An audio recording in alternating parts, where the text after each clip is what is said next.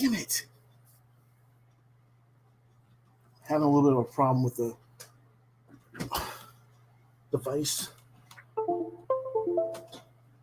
And I don't know why. There we go.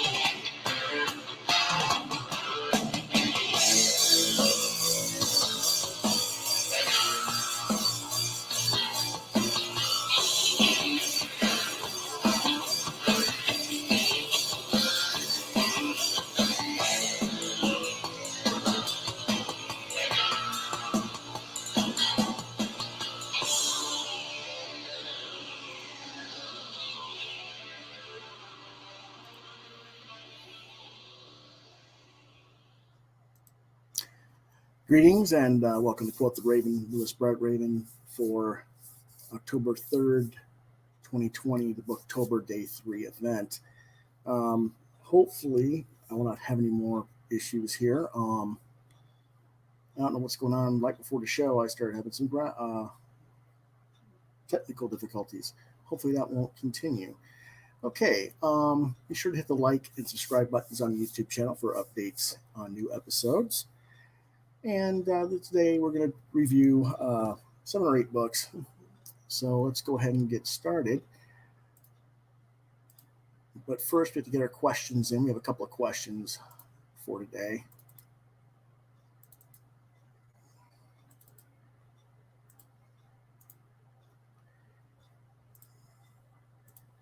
And the first question is from Anonymous is, are you going to review any Marvel Comics during this Booktober event? Because you never seem to review any on a regular show. I'm not going to be a smart aleck. Yes. I'm going to review some on starting Monday. Okay? So just, relax. We'll get there. Okay? Our next question is from Mike in Michigan. Are you going to review actual books during Booktober or just comics and trade paperbacks, original graphic novels? I mean, I know you mostly cover comics on the show, but you've said you also work in the science fiction and fantasy markets, so maybe show some of that. Maybe, I don't know. We'll see. I don't really haven't had time to read recent books, and I'm not so sure that would be the right thing to do, but I'll see. I'm not going to rule it out. Okay. And that's all of our questions. So if you have a question, you can email them to lewisbrettraven@lbr, or pardon me, Quoth the Raven LBR72@gmail.com, subject to QTR questions, and please indicate whether or not you want your name and locale read on air.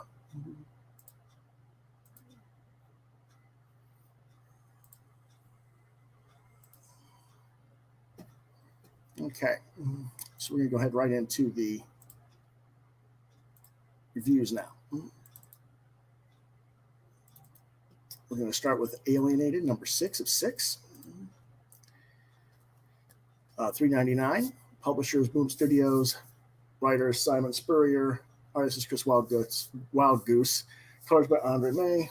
Genre is science fiction. It was released this past week, October 2nd, 2020. And what it's about, in the conclusion of this series, Samantha and Samuel square off against one another for the control of the alien entity that Samuel has been using to manipulate reality. Unfortunately, the story is entirely predictable, and there really are no surprises to be seen. It ends exactly as I expected it would. So it's just kind of an average comic series. Chris Wildgoose does a really good job as the artist and does a really nice job drawing what, frankly, to me was a boring as hell ending that really didn't give any satisfaction to the audience. But that's my opinion. Other people I've seen have really commended the book. So, okay, it's an average book to maybe above average. Recommended for ages 15 and up. I gave it a 3 out of 5 stars for this issue. For the overall series, it came out to like a 3.5. Let's go ahead and take a look at some of the artwork for that. This is Samuel. He's basically thought he destroyed Samantha here, and he's gonna like control the whole world and fix the world. And then he gets to this point where he sees, wait a minute, I just came from here. What's going on? And he asks Chip, which is the alien, what's going on. And what's actually going on is it's all in his head. Because Samantha has outsmarted him and told Chip to make him play out his fantasy in his head. And he's basically just comatose now.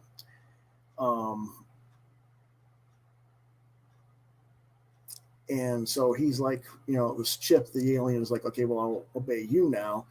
And she's like, no, you're free. Go, leave the earth, leave type thing. So, not exactly a surprise there. So it's not a bad comic for what it is. But like I said, very predictable storyline. I would not be surprised, however, it does have a nice premise. It could be made into a television series or movie. I could see it getting picked up, optioned from somebody. We'll see. But anyway, next book is Alternative Comics number 4 for $5.99 from Alternative Comics. Many writers and artists on this series: Kurt Kolchaka, Noah Van Sciver. I don't know if Noah's related to Ethan or not. Sam Alden, Alex Schubert, Grant Snyder, Andy Ristano, David Liskey, Robin McConnell, Allison Core, Sam Henderson, Mike Bertina, and Theo Ellsworth. The genre is alternative and humor. ISBN number 978-1-934-460-06-1. It was released in May of 2013. And what it's about is there's 10 original short stories and or multiple one-page strips in this comic-sized volume. Now, this kind of stuff really isn't my genre, but the truth is most of the stories are entertaining and funny.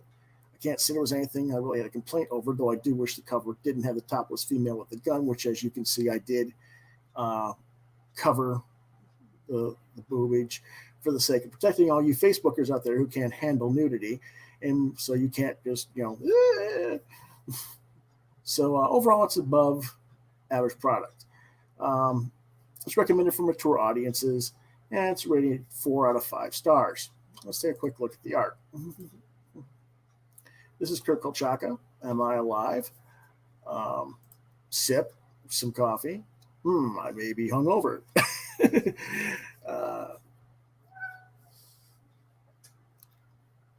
So he does, you can take a choice. So he doesn't know what he wants to do. Take a shower or not take a shower.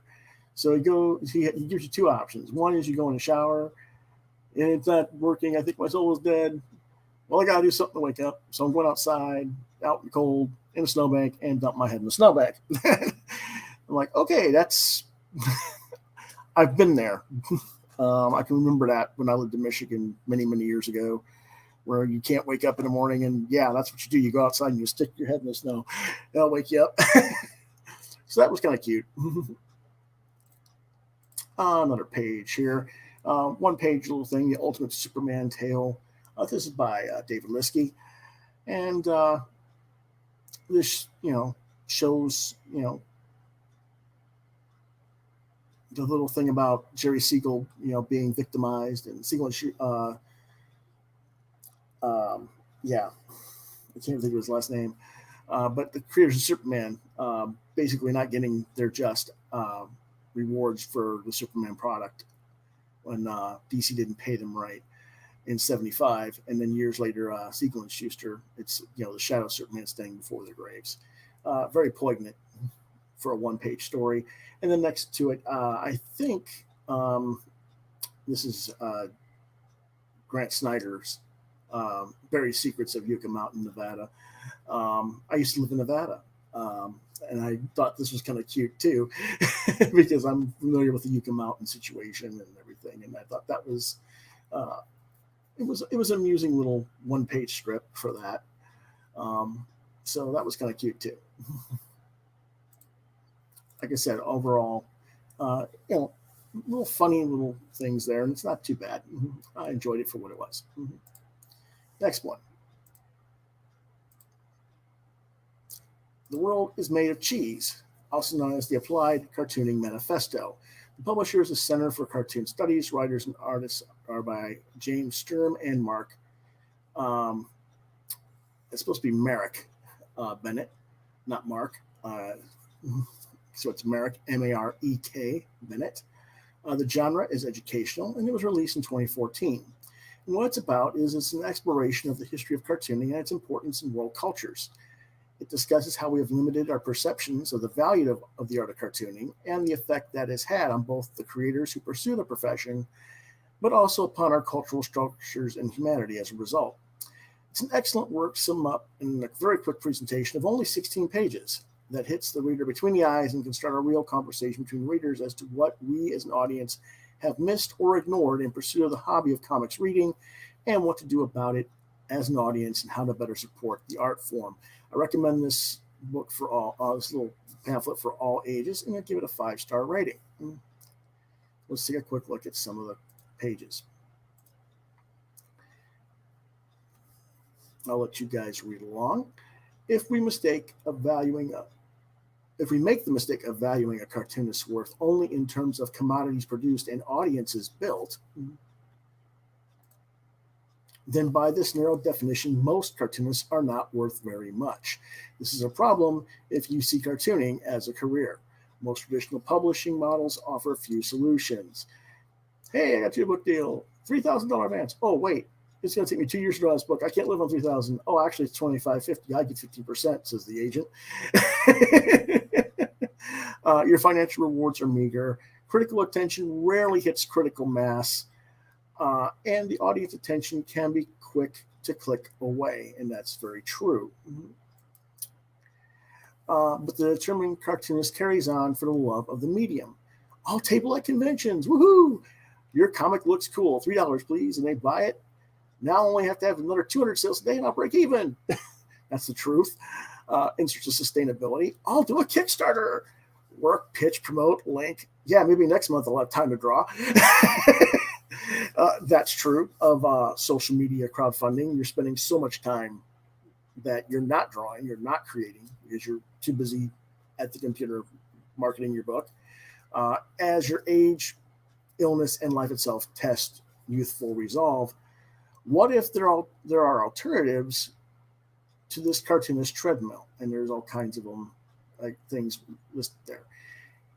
That is the first premise, the first few pages of that book, and then it goes into what exactly the value of cartooning is and stuff like that. But that's a nice little feed into that, and I highly recommend, if you can find it, that you get it. I got it from Wow Comics in California, or Wow Cool in California. I will try to list something like that a little bit later. They mailed that to me in addition to some additional stuff that I'd ordered from them. It was really a cool thing, and I really appreciate getting that. Our next book is INDY Magazine number 11, $2.95 from Blackmore Publishing. The genre is comics news with an independent focus. It was released in 1995. And what it's about is INDY Magazine covered the independent comics market in the early to mid-1990s. This issue has interviews with Paul Pope, Terry Seward, also known as Rita Challenger of Wandering Star and Dark Light fame, Bernie Moreau, and others. It also has some very interesting articles that talk about the market in a historical sense, because this was published at the time that Jeff Smith went from self-publishing over to Image Comics for a time. At the same time, Capitol had just bought Friendly Frank's distribution, Marvel had just bought Heroes World, Andromeda distribution up in Canada had gone out of business. And the writers are talking about all this stuff and that's going on in the scene in that moment in history. Not quite in real time because it's a monthly publication, but it's a real-time capsule of a magazine, unlike Wizard, which traditionally hyped the same crap month after month back in those times. So if you are an indie comics fan, I highly recommend looking this up. It's intended for ages 13 and up, and I give it 4 out of 5 stars. They have a lot of articles in the magazine. One of the things like I said, they mentioned the different closures and purchases of some of the books, pardon me, some of the distributors, and how that was affecting independent comics at that time. There's also a mention of forming a coalition of independent comics creators so that we could all approach Diamond, because everybody kind of saw it on the writing on the wall that Diamond was going to monopolize and get the monopoly in the market. I can remember being in comics at that time and just getting into the business.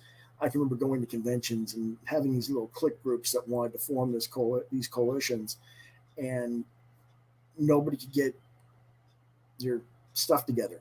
Everybody was nitpicking who could get in and who couldn't be included, trying to create a pecking order of whose books came out first or got on the printing schedule first and other stuff like that, that ultimately sabotaged any real effort to be made. And I think that it's really a shame. But as far as INDY, the magazine itself, I wish someone today would do that in a Wizard format today, because there's just so much independent comics material out there that's not being covered in mainstream comics news media.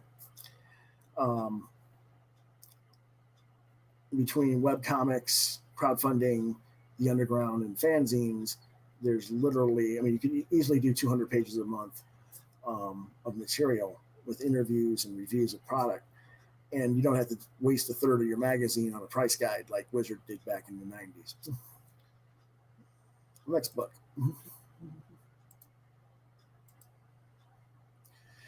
We covered this a little bit earlier today. Octobriana 1976 Mystery for $10. Publisher Outlaw Comics and Ad House Books by writer-artist Jim Rugg. The reason I brought this back, I mentioned in the earlier episode today that I was going to bring it back if I could figure out a way to do this and show the blacklight work. So what it's about, in the 1960s and 1970s, Octobriana the Devil Woman was an infamous underground cult figure published in the magazine Progressive Political Pornography in Russia. Jim Rugg has taken this iconic character and brought it to the American audience. The book has the same chaotic flavor as his Street Angel series, and it raises it up a little bit because the tone is much darker and more aggressive than in Street Angel. Street Angel is more for a teen audience. This is more mature audiences. It captures the rebelliousness of the Progressive Party in Russia, and some of the earnestness that made Street Angel so charming is replaced by cynicism and a sense of political loathing. Story is solid, but the art is what makes this book, particularly because of the black light production, and Rugg does a very nice job of that throughout. I'm going to show you real quick here. We're going to turn off the lights, and I'm going to show you what the books look like. Pardon me here. As I try to move this around.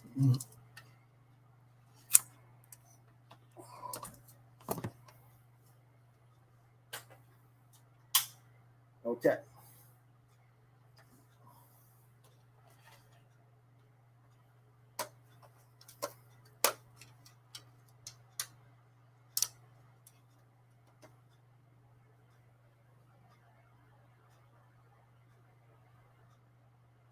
And I'm trying to get the black light on there so you can see it. And again, I'm going to put this on here. There you go. There you see the way the color is that way.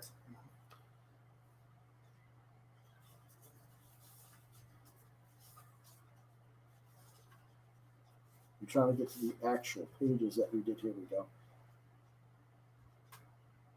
Let me try and get there. We go. That's what it looks like regularly. Hope you guys can see it okay.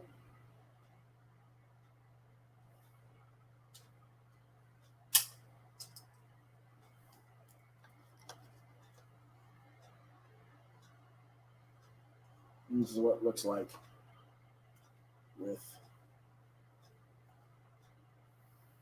the black light effect.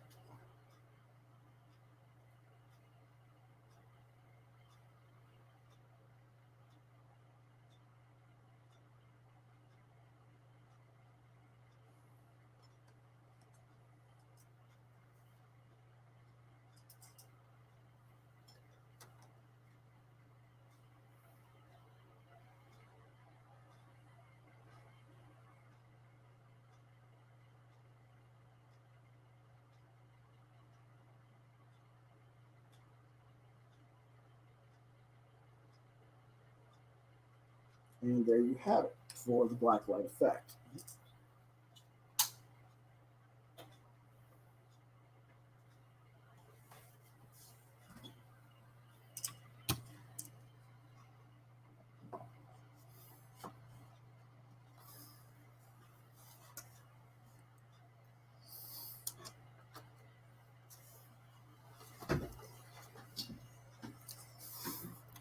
So you saw what the black light looked like that way.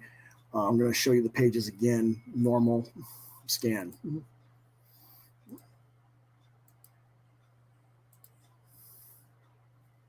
That's what they look like normally.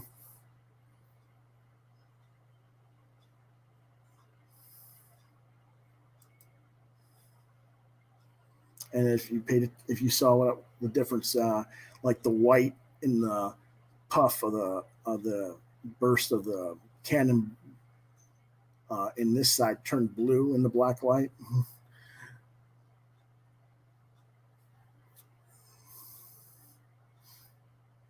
The pinks and yellows darkened up a little bit more fluorescently. Again, it was it's a good book, $10. I wouldn't buy it on a month-to-month basis if Jim did it as a regular book, but I think it's just going to be a one-shot. So there you go.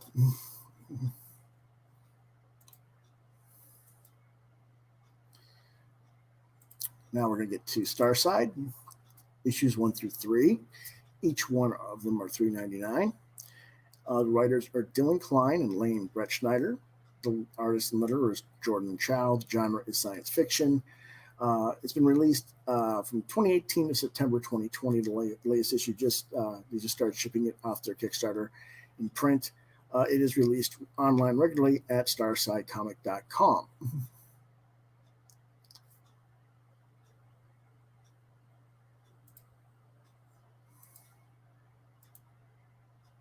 Okay, StarsideComic.com. I will show that again. What it is about is when 16-year-old Jack is ripped away from his life on Earth after an alien invasion and taken deeper within our universe, he discovers interplanetary slavers, a crusading army, and the origins of humanity. It's recommended for ages 13 up, and I give it 4 out of 5 stars for the overall series. Let's take a look at what this thing is fully about. Issue number 1 starts out with an intro to Jack. We learn that he has parents and a sister who is sick enough to stay home from school as the story begins. He has anxiety issues surrounding passing his high school classes and asking a girl on a date, the typical fare for teen angst. Then the invasion happens, and all the students in the school are rushed to the designated shelter areas.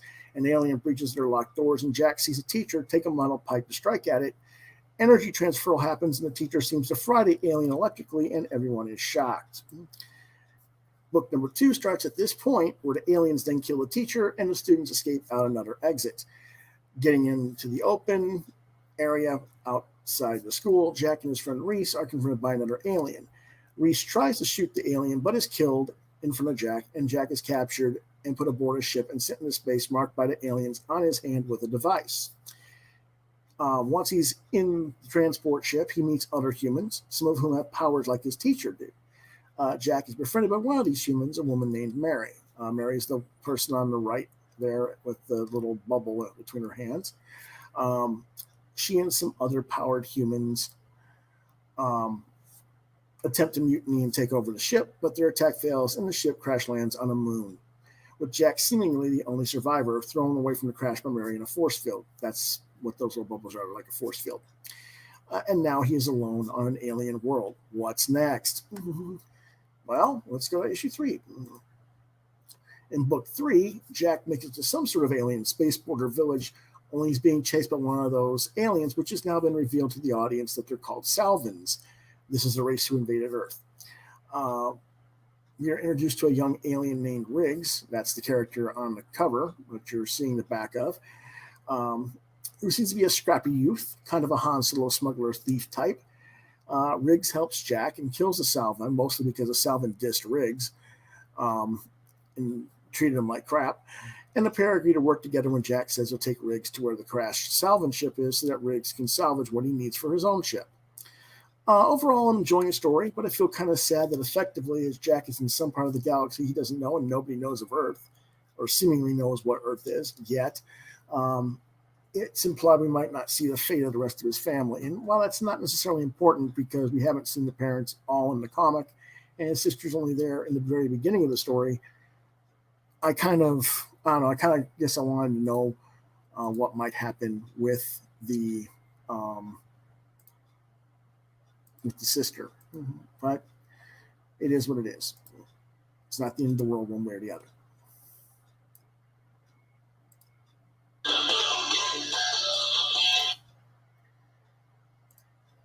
So, again, that is StarsideComic.com. You can see it regularly updated online.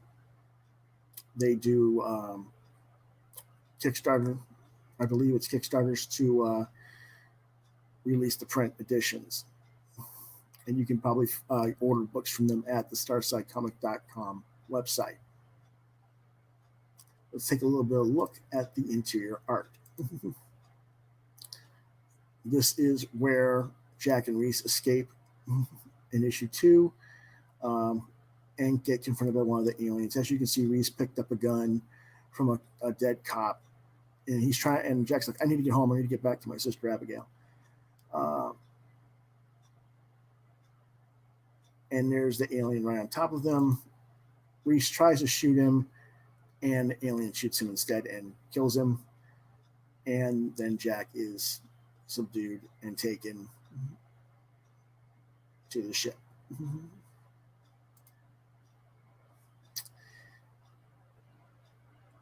This is issue 3. Jack has a sword that he got with him when he left the ship, when he was thrown from the ship. And the Salvin has got a hold of him, is going to kill him. And Riggs says, And one of the other aliens is like, don't get involved, kid. Don't get involved. And the Salvin goes, yeah, don't get involved, kid, and shoves Riggs away. And that is what causes him to shoot the guy in the head and kill him.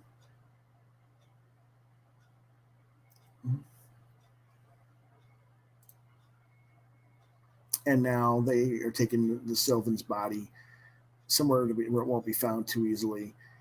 And that's when he's like, well, you're going to have someone else help you.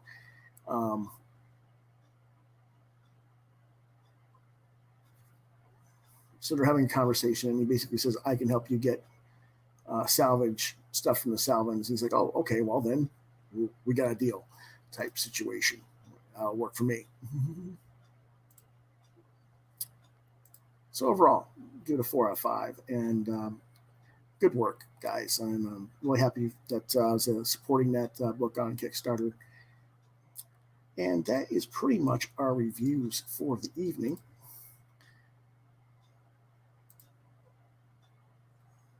So, in closing, you can reach me on Facebook at Lewis.BrightRaven, DeviantArt.com/BrightRaven, on YouTube at Quoth the Raven, Lewis Brightraven. You want to email me, you reach me at QuothTheRavenLBR72@gmail.com or LewisBrightRaven@yahoo.com.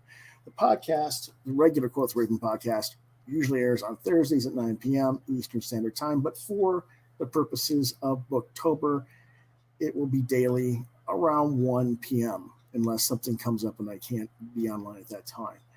Okay?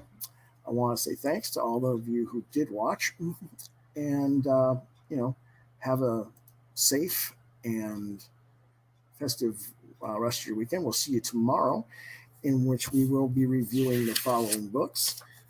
Interim, Dead End Jobs for Ghosts, Charming Dog Adventure, She Would Feel the Same, Outspace, Barbaric Tales #1, Tales of the Green Lantern Corps #202, Teen Titans Spotlight #4 featuring Jericho, and Lady Vampire #0.